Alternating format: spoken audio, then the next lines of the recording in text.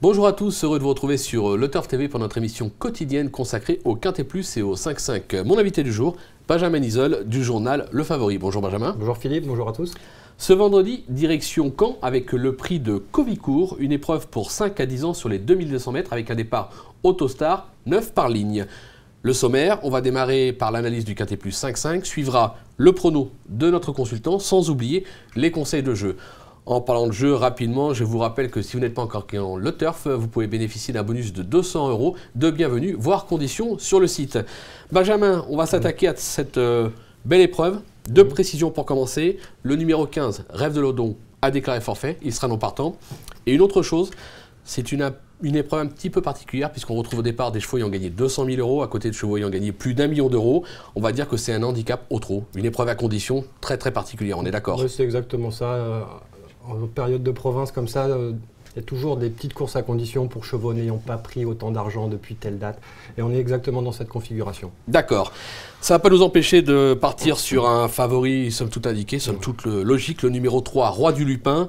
On se rappelle notamment qu'en 2012, alors ça date un peu, mais c'était quand même impressionnant à l'époque, il avait remporté le Grand Prix du Sud-Ouest devant des petits chevaux qui ont un petit peu de trop, Save the Quick, Commander Crow. Bon, c'est le cheval à battre, on est d'accord. Oui, carrément. Le cheval, il a peaufiné sa condition à Mons avant d'obtenir une bonne 3e place dans le prix de l'Union européenne. Bon, certes, il était battu par Sanity et One Track Piraton. Ce pas les derniers venus non plus. Là, il attire un bon numéro derrière la voiture. Il excelle corde à droite. Il attire un bon numéro. Sûr dans les deux. Ouais, c'est une base incontournable. On va lui opposer timidement le numéro 9, Quinoa du Gers. Bon, ça n'a pas si mal couru dernièrement à Cannes-sur-Mer. C'est déféré des 4. Ça court approché, mais je crois que vous l'aimez bien. Oui, j'étais à Cannes d'ailleurs dimanche. Le cheval m'a semblé dans un bel état de forme. Il avait beau poil. Là maintenant, il a 5 courses dans les jambes. Pour moi, c'est un engagement pour lui. Il est présenté à seulement 5 jours d'intervalle. Donc il court rapproché. Moi, je fais toujours attention à ce genre de petits détails. C'est pas fréquent. Pour présenter un cheval à 5 jours, en général, c'est que le cheval est en bonne condition. Il est déféré des 4, il est placé de groupe. Performant corde à droite, il a quasiment jamais déçu à droite. Petit bémol, c'est le numéro 9. Juste en partant, il va être tout à l'extérieur. Sinon, j'aurais peut-être même tenté de le placer en tête, je pense. Ah, donc attention, ça aurait pu être un favori tout indiqué s'il avait eu un meilleur numéro derrière la voiture.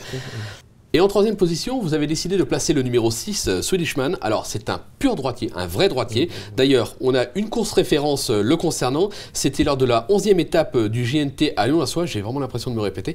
Bref, on revient à la course. Là, on le voit, il est au centre de la piste, Kazakh Rose étoilé. Thierry Duval d'Estaing à son sulky. Il prend l'avantage. Ça revient fort derrière. On a l'impression que ça revient fort. En réalité, il contrôle, c'est un véritable canter, on peut appeler ça comme ça. Et le cheval va l'emporter sans faillir. En 2e position, ça sera un cheval qu'on connaît bien aussi, c'est Hugo Deniel qui prendra la 2e place. Donc voilà, une bonne course référence.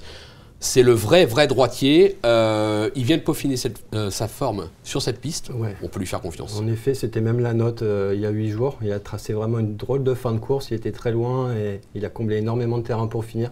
Comme vous l'avez dit, c'est un vrai droitier. Et bien placé derrière la voiture. Je pense que ce coup-là, on va pas être loin du compte. D'accord, donc on s'en méfie également comme les 2 premiers. En 4e position, une femelle, le numéro 8, Roxana de Barbret. Alors, on la connaît bien, elle a terriblement déçu cet hiver. Bon, on se rappelle de son prix d'Amérique 2013. Là, vraiment, cette année, c'était pas la même. Maintenant, elle vient de montrer du mieux. Ouais. Il faut absolument la racheter, je pense. Oui, en effet, c'est une jument qui est passée totalement à côté de son meeting. Elle a quand même été 4e du prix d'Amérique en 2013. Donc, c'est quand même une jument qui a la classe. Comme vous l'avez encore dit, elle vient de repointer le bout de son nez en s'emparant de la 4e place du prix de l'Union européenne. Donc derrière Sanity, One Track Piraton, Roi du Lupin et donc 4e Roxana de Barbret. Là, c'est encore David Thomin qui la reprend, on peut y voir un signe. Voilà, pour une place, elle va pas... Pour moi, elle ne va pas gagner, mais oui, je pense qu'elle est incontournable pour les places. Pour la gagner, elle est barrée. Dans un lot pareil, elle est barrée cette année. Ça aurait été l'an dernier, j'aurais dit pourquoi pas. Mais cette année, je pense qu'elle est barrée. Maintenant, une place, il faut s'en méfier. Une place, oui. On va se méfier également du numéro 5, Rêve de Bélève. Alors lui aussi fait partie des chevaux qui ont fortement déçu. Maintenant, en valeur intrinsèque, il pourrait tout à fait lutter pour la victoire. Là aussi, déféré des 4. Réhabilitation attendue ou du moins espérée? Réhabilitation espérée, parce que c'est quand même un cheval qui a pris part au dernier prix d'Amérique. Donc c'est quand même un cheval qui a, on va dire, de la qualité, un minimum. Il est à l'aise piste plate, performant déféré. c'est l'occasion de se racheter, je pense, dans cette épreuve. Pareil pour une place 4-5, hein, Oui, pas mieux. Pour moi, pas mieux aussi, Voilà. 4-5.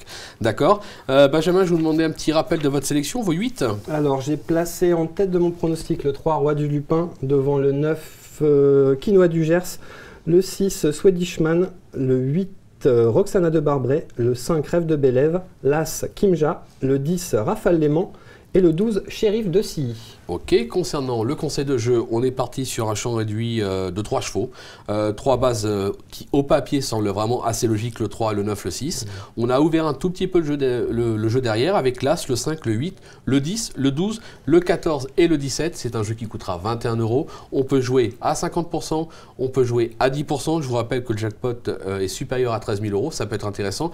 Ça, c'est une course pour le toucher, le jackpot. Parce que je pense que si les 3 bases sont là, même en ouvrant le jeu derrière, on ne peut pas y échapper. Oui, on a ce jeu-là qui est bien. Et après, moi, je conseillerais aussi, avec les 4 premiers chevaux du pronostic, et faire un champ total, parce qu'on ne sait jamais ce qu'il peut y avoir derrière. Un champ total, tout à fait. Un champ total peut être très intéressant, ça coûtera moins cher. Et là, on peut le faire plein pot. Et puis, le jackpot, 13 000 €, enfin plus de 13 000 €. Hein, on va pas passer à côté. Exactement, bon. D'accord. Ok, Benjamin, merci pour toutes ces infos. Et à très vite sur le turf. À très vite, au revoir. Bon jeu, au revoir.